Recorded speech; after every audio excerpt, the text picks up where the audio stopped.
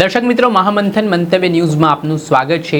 ડેડિયાપાડા ખાતે આદિવાસી સમાજનું સંમેલન ધારાસભ્ય ચૈતર વસાવાના સમર્થનમાં મળ્યું હતું, જેમાં 4 રાજ્યોમાંથી મોટી સંખ્યામાં આદિવાસી સમાજના લોકો છે તે આ સંમેલનમાં ઉમટી પડ્યા હતા, જ્યાં આદિવાસી સમાજ વચ્ચે ધારાસભ્ય ચૈતર વસાવાના પત્ની વર્ષા વસાવાએ એક મહત્વનું નિવેદન આપ્યું અને જે તેમના પતિને જેલવાસ કરવામાં આવ્યો છે તેને લઈને તેઓ રોષે ભરાયા અને જાહેરમાં સરકાર સામે તેમણે બાયો ચડાવતા શું કહ્યું તે સાંભળો।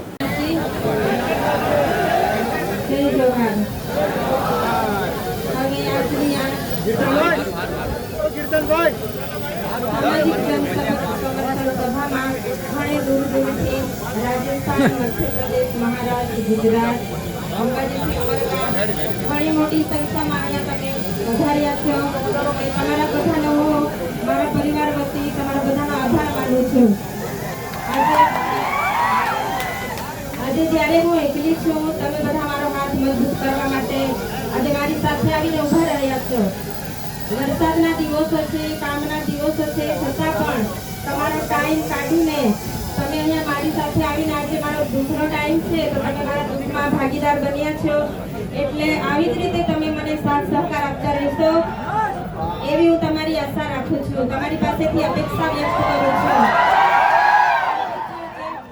હું હવે એકલી છું, મારો પરિવાર જેલમાં છે અને મારે ઘરે બાળકો પણ છે, છતાં પણ તમે બધા મને સાથ સહકાર આપો છો એટલે હું હિંમત રાખું છું, મારા મનોબળને મજબૂત કરો છો તમે, એટલે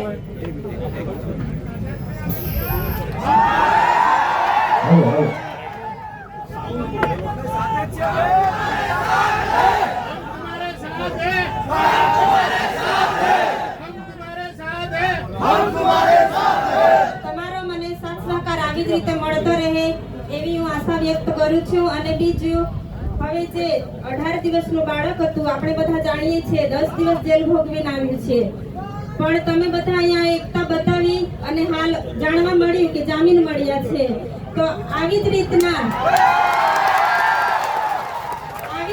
બીજા અન્ય લોકો પણ છે, આપણા ધારાસભ્ય પણ છે, એ લોકોને પણ આપણે આવી જ રીતે બહાર લાવવાના છે ટૂંક સમયમાં, એટલે જ્યાં સુધી ન્યાય ના મળે ત્યાં સુધી આપણે આપણી લડત ચાલુ રાખવાની છે, એટલે તમે બધા ન્યાયની લડતમાં મારી સાથે રહેશો અને મારા પરિવારને સાથ સહકાર આપશો એવી હું આશા રાખું છું। હવે જ્યારે તમે બધા સાથ સહકાર આપશો એવી હું આશા રાખું છું, જ્યારે હું મુલાકાત માટે જઈશ તો હું ધારાસભ્યનું મનોબળ વધારવા માટે દરેક સમાજના લોકો, આપણા ત્યાં પ્રોગ્રામ હતો, દરેક સમાજના લોકો તમારી લાગણી, તમે જે લડો છો તે લડાયકને માન આપીને બધા જ અહીંયા પધાર્યા છો એવું હું તમારા બધા વતી ત્યાં મેસેજ પહોંચાડીશ અને જલ્દીથી જલ્દી ન્યાય મળે એવી આપણે બધા આશા રાખીએ।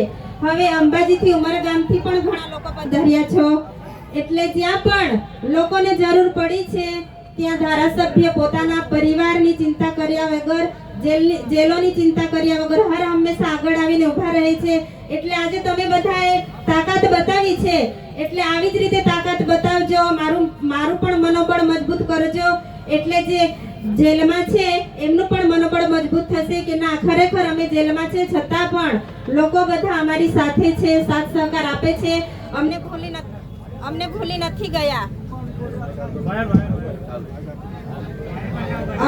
નથી ગયા એવું ના થવું જોઈએ, એટલે તમે બધા સાથે રહેજો, સાથ સહકાર આપજો એવી હું આશા વ્યક્ત કરું છું। હવે એક વાર નથી, 2 વાર નથી, આપણી સાથે આ ત્રીજી વખત થાય છે, તમે પણ હર હંમેશા સાથ સહકાર આપો છો, જ્યારે પણ હું આમંત્રિત કરું છું કે હું એકલી છું, તમે બધા સાથ સહકાર આપજો, તો તમે બધા ઘણે દૂર દૂરથી અહીંયા પધારો છો, એટલે તમારો બધાનો હું આભાર વ્યક્ત કરું છું। અને દરેક સંગઠનના અગ્રણીઓ, વડીલો, ધારાસભ્યો અહીંયા જે પધાર્યા છો તમારો ટાઈમ કાઢીને, એટલે તમારો બધાનો હું ખૂબ ખૂબ આભાર માનું છું। આટલું કહીને મારી વાણીને વિરામ આપું છું, આભાર। પણ છે છતાં પણ તમે બધા મને સાથ સહકાર આપો છો એટલે હું હિંમત રાખું છું, મારા મનોબળને મજબૂત કરો છો તમે, એટલે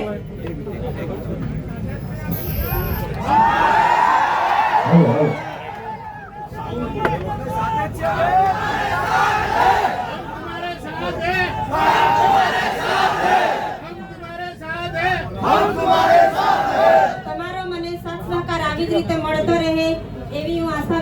કરું છું. અને બીજું, હવે જે 18 દિવસનું બાળક હતું, આપણે બધા જાણીએ છીએ 10 દિવસ જેલ ભોગવીને આવ્યું છે, પણ તમે બધા અહીંયા એકતા બતાવી અને હાલ જાણવા મળ્યું કે જામીન મળ્યા છે. તો આવી જ રીતે બીજા અન્ય લોકો પણ છે, આપણા ધારાસભ્ય પણ છે, એ લોકોને પણ આપણે આવી જ રીતે બહાર લાવવાના છે ટૂંક સમયમાં. એટલે જ્યાં સુધી ન્યાય ના મળે ત્યાં સુધી આપણે આપણી લડત ચાલુ રાખવાની છે. એટલે તમે બધા ન્યાયની લડતમાં મારી સાથે રહેશો અને મારા પરિવારને સાથ સહકાર આપશો એવી હું આશા રાખું છું. હવે જ્યારે તમે બધા સાથ સહકાર આપશો એવી હું આશા રાખું છું. જ્યારે હું મુલાકાત માટે જઈશ તો હું ધારાસભ્યનું મનોબળ વધારવા માટે દરેક સમાજના લોકો, આપણા ત્યાં પ્રોગ્રામ હતો, દરેક સમાજના લોકો તમારી લાગણી, તમે જે લડો છો તે લડાયકને માન આપીને બધા જ અહીંયા પધાર્યા છો એવું હું તમારા બધા વતી ત્યાં મેસેજ પહોંચાડીશ. અને જલ્દીથી જલ્દી ન્યાય મળે એવી આપણે બધા આશા રાખીએ. હવે અંબાજીથી ઉમરગામથી પણ ઘણા લોકો પધાર્યા છો, એટલે જ્યાં પણ લોકોને જરૂર પડી છે ત્યાં ધારાસભ્ય પોતાના પરિવારની ચિંતા કર્યા વગર, જેલોની ચિંતા કર્યા વગર હર હંમેશા આગળ આવીને ઊભા રહે છે.